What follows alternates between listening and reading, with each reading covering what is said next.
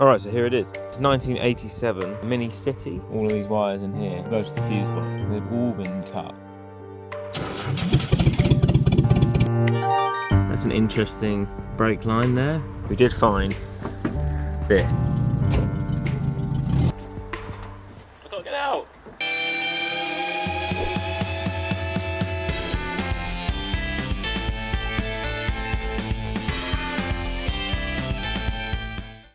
Alright, welcome back to the channel. This is going to be episode 2 on the Mini. I'm trying to think of a nickname for it. I'm trying to think of something clever with grey and Mini. I've got nothing. What we're going to be doing today is we're going to see why we haven't got a clutch. I tried pushing the pedal, but it's rock hard. Like, I feel like I'm going to break something if I push it any harder. The clutch isn't seized on. I know that much because when I turned it over in gear, it leapt forward. So I don't think that means the clutch is seized on. I'm not really thinking about it that much. We're gonna find out what's going on with the brakes. When I push those, they just go to the floor. I can hear some squelching noises around the car, so there's air coming out somewhere. I assume because the rear subframe's been changed along with all the brake lines back there.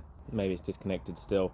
Yeah, if we can get the brake and the clutch, I'll put the fuel tank back in it because we were just running off this jerry can here. But when we paint it, we're going to want the tank out of it. So I'm just going to plumb the tank up, put a little bit of fuel in it, not too much. I've got to find out why the suspension is so much higher at the back than it is at the front. Right, so first up, we're going to see why the clutch isn't working. Alright, so here in the engine bay, we have the clutch master cylinder, and this is the clutch slave cylinder down here. When you push your foot on the clutch, it sends fluid down here and to here, which then releases and engages the clutch. I'm just going to check if there's any fluid in here. Yeah. So we've got fluid in the cylinder. What I'm thinking that has seized is probably this slave cylinder. Just pump the clutch and see if anything moves down here. Yeah, nothing. Alright, so the first thing I'm going to do is I'm going to release this bleed nipple on the slave cylinder to see if fluid is getting through the master cylinder and to here.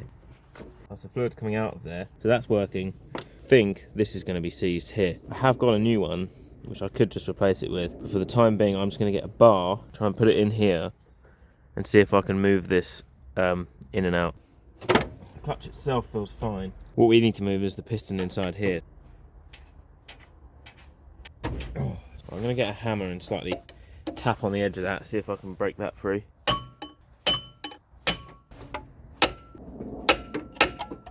got it. Alright, it went.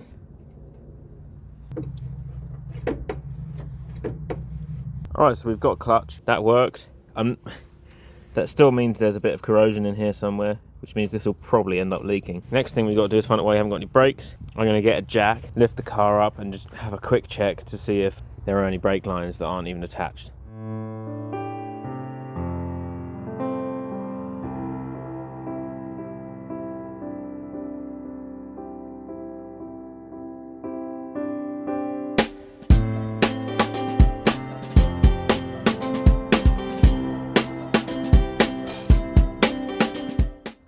Alright, so we've got it up on axle stand. It's not the safest thing in the world, but it's fine. I'm not going to be getting right underneath the car. Let's have a look under here. Wow, there's that's an interesting brake line there. I don't like the look of that. It is plumbed in. I mean, it's not the end of the world. It just looks a bit of a mess. Your brake fluid's got to travel a little bit further than it's supposed to. But yeah, all of the lines have been replaced here. And that side too. So we'll fill the system up with some more brake fluid, start bleeding them. I always start from the furthest one away from the reservoir. I don't know why, someone told me to do that once, so that's what I do. So it'll be this left corner first, then this rear corner, then this one, then this one.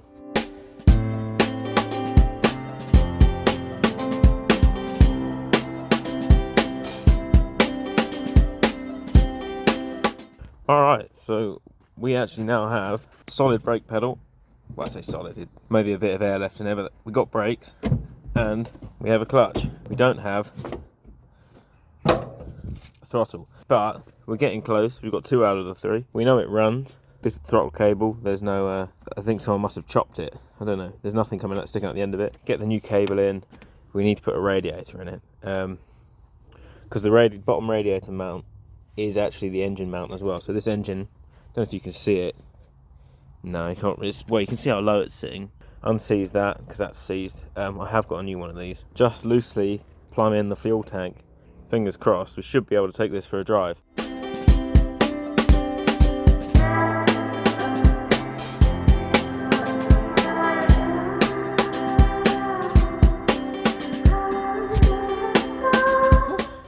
Alright, so some of my parts have arrived. Here's the throttle cable and the plate that the throttle cable attaches to. There should be a spring, throttle spring, and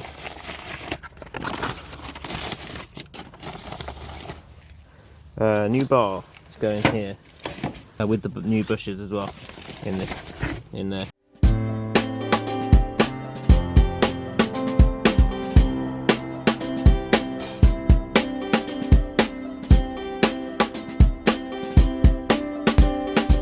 Right, so the next thing we're going to be doing is putting this plate in here.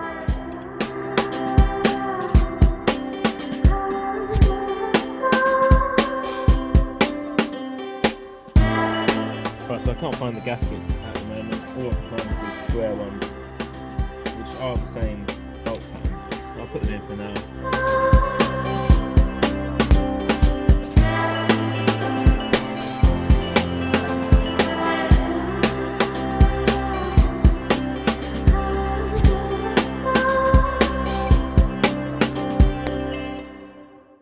Right, so the next thing we're going to try and fit is this engine bracket that goes in here. It goes in there, and if you can sort of see that, we'll jack the engine up, get those through, and then the radiator sits on this mount here.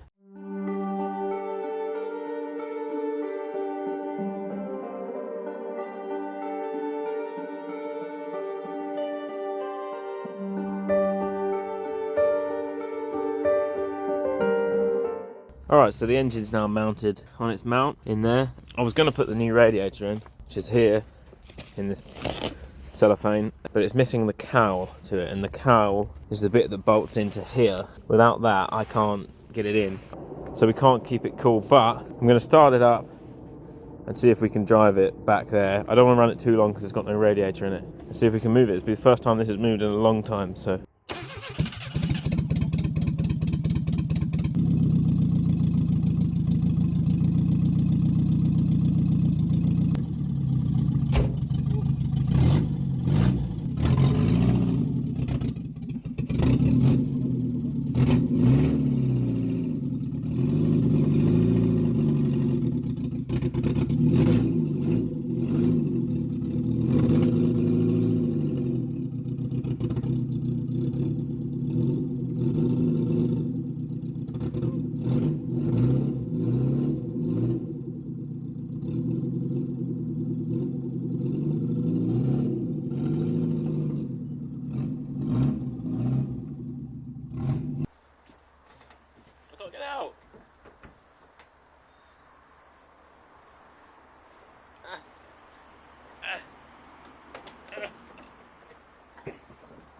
Right, so it's the next day. Got a nice new little cover for the car. You can see it's covered in mini lights that are going to be on it, just to keep it on there. So the next thing to do is put the cooling system in. I think we've got everything in the shed to get it done. New radiator, new thermostat housing, new thermostat gasket. Also going to chuck on a new alternator because I've got one. Anyway, let's get to it.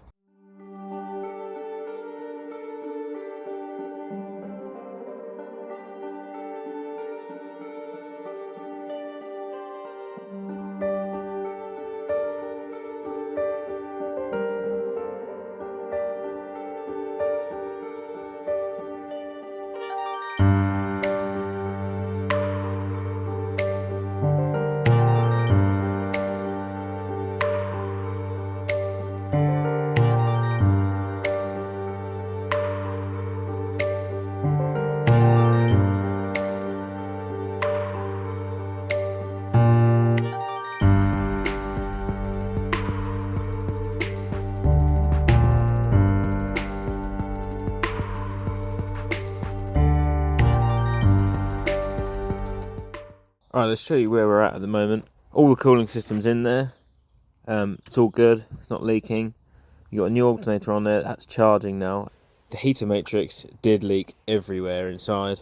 I sort of cleaned it all up, there's a bit of water still in there. So I've bypassed that here with this bit of garden hose, bit of a bodge. So that's just running straight through there. Put some new plugs in it because I just had some lying around. Yeah, I had to whip the exhaust on because the noise was just driving me mental. But yeah, it's running really well now. Starts on the button. I would show you it starting, but I've taken the fuel tank out the back. So, but yeah, that's probably going to be it for this video. The next video, we're going to be tackling all the starting on the bodywork around the back, mainly where all the rust is. So, I had a friend helping me the other day. We pulled out all the glass. You can see around here, looks really good, but we did find this. Not great. I have got a panel. This is only 20 quid. All of this. It's got the inside bit too. Gonna cut about that much, I reckon. Yeah, so that panel is going to be going in there. I don't know how much of it I'm going to use yet. It's not a great deal by the looks of things. But yeah, the other side's perfect. Nothing wrong with it here. Unfortunately, it has gone on the inside there as well. But the panel, I've obviously seen the panel's got all of that. So yeah, so here I've already started cutting it out. So we've cut out a square here and a square there. We're going to be welding all of that up. And we've cut out this corner here, which we're going to be welding up. Thank you very much for watching. Yeah, if you're liking this sort of this project and other things that I'm doing, please subscribe. But yeah, I'll see you next one.